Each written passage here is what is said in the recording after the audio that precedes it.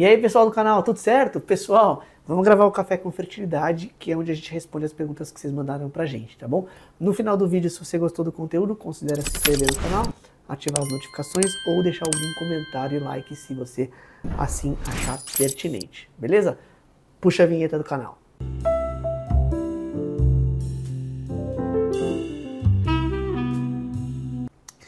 Vamos lá, a primeira pergunta de hoje. A Amanda Carvalho perguntou o seguinte: doutor, boa tarde. Como aumentar o percentil do bebê? 31 semanas de gestação no percentil 6. Vamos lá, então o que ela está falando? Assim, existe uma curva chamada de curva de Hadlock, onde a gente consegue acompanhar o ganho de peso fetal com a idade gestacional. É uma curva bem famosa de 1991, que tiveram outras revisões. Existem inclusive alguns médicos da medicina fetal que usam outras curvas para estimar peso, mas basicamente o nenenzinho ele pode sofrer dentro da barriga ali com restrição de crescimento fetal. Basicamente o crescimento fetal restrito, as restrições de crescimento, o mais importante não é medir um percentil uma vez só, mas é ver se o nenenzinho está numa curva e principalmente se ele vem caindo nessa curva. Então imagina que com, sei lá, com 12, 13, 15 semanas ele estava no percentil 40 e pouco, e agora com 31 semanas ele foi caindo para o percentil 15, para o percentil 10 e agora está no percentil 6, isso é bem importante, tá bom? Bom, percentil 6, em alguns lugares isso ainda não é considerado restrição de crescimento fetal, alguns livros usam percentil 3, outros livros percentil 5, mas sim a gente já fica bem preocupado com esse percentil que a gente chama de percentil 6. Tá? Então, o que significa que na curva de crescimento fetal, ele está no 6% de toda a população estudada com essa idade gestacional, tá bom? Primeiro ponto é realmente confirmar o percentil 6, né? Existem alguns ultrassonografistas ali que às vezes puxam um pouquinho para cá, um pouquinho para lá, não é realmente o percentil 6, então fazer um ultrassom obstétrico de boa qualidade.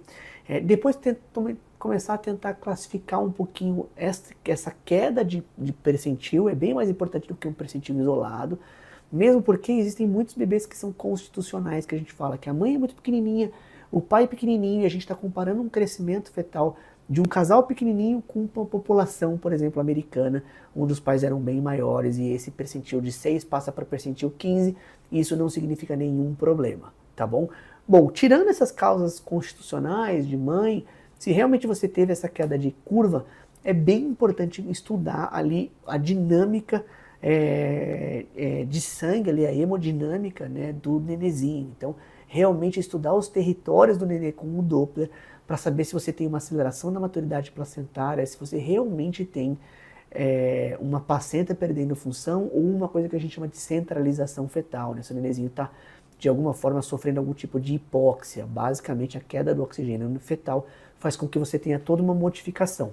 Bom, se isso está acontecendo, tem várias ações, dificilmente você vai conseguir fazer com que o nenenzinho cresça, né, mudar essa hemodinâmica, mas você acompanha com o tempo e chega um momento onde o nenenzinho realmente para de ganhar peso, que esse Doppler altera chega num ponto de alteração importante que você tem que, na verdade, interromper a gestação, porque pode ser que ele esteja passando pior na barriga do que fora da barriga. E isso tem toda uma conversa com o obstetra. Então a gente usa corticoide, a gente usa sulfato de magnésio, existem alguns protocolos ali para você interromper a gestação em momento ideal, tá bom?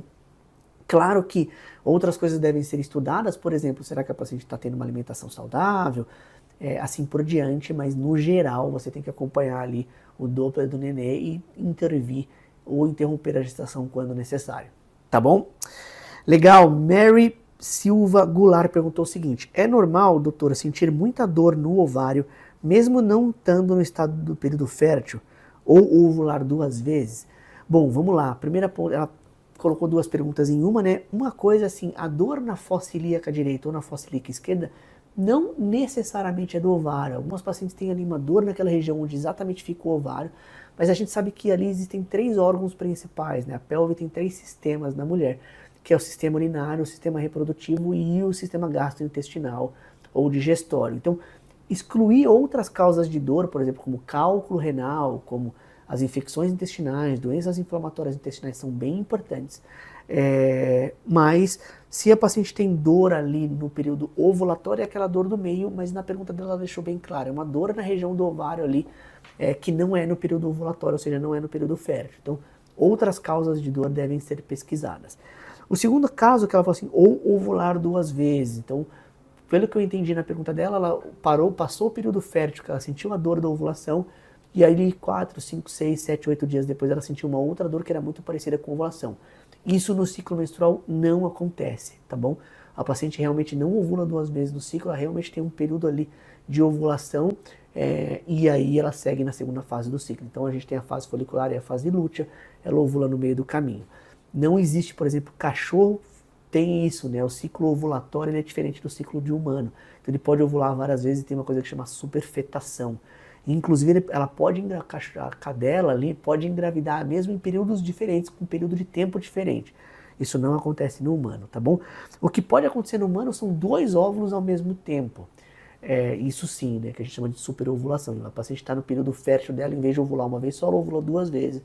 Mas ela recrutou 2 óvulos para ovular 2 vezes, e isso também pode ser ali. A principal explicação, na verdade, é a explicação para gemelar não idêntico, né? Os dicoriônicos diamnióticos da paciente que ovulou 2 vezes. Beleza? Vamos lá para a última pergunta de hoje, que é a Maria Tereza, MT83. Acho que já está um pouco da idade dela aqui. Mas ela perguntou o seguinte: translucência nucal de um bebê de 2,5. Devo me preocupar? Vamos lá. Existe um ultrassom chamado de ultrassom morfológico de primeiro trimestre, onde a gente mede algumas coisas importantes no nenenzinho. Basicamente a presença ou ausência do osso nasal, o ducto venoso com a onda A positiva, e a gente mede uma coisa na nuca chamada de translucência nucal. É verdade dizer que os aumentos da translucência nucal, ali acima de 1,5, 2 ou até 2,5, estão relacionados a alguns problemas, por exemplo, como síndrome de Down ou algumas outras síndromes. Aqui tem que tomar um pouco de cuidado para ver se realmente foi medido na época certa, se a medida realmente é essa. Se realmente for essa medida, sim, a gente continua acompanhando a gestação, abre ali um sinal de alerta, às vezes pode não significar nada, existem sim TNs aumentadas que você não acha nada, mas a pesquisa deve continuar. Então aqui a gente sempre orienta a fazer o NIPT, né, que é um teste genético de identificação de célula fetal na circulação materna, então o NIPT ganha bastante força, os morfológicos de excelente qualidade para acompanhar esse nenenzinho, para realmente receber esse nenenzinho bem ali no nascimento, tá bom? Numa porcentagem das vezes isso não é nada, então não é para causar preocupação, mas sim você deve olhar de perto para você acompanhar realmente o que está acontecendo no nenê. Fechado?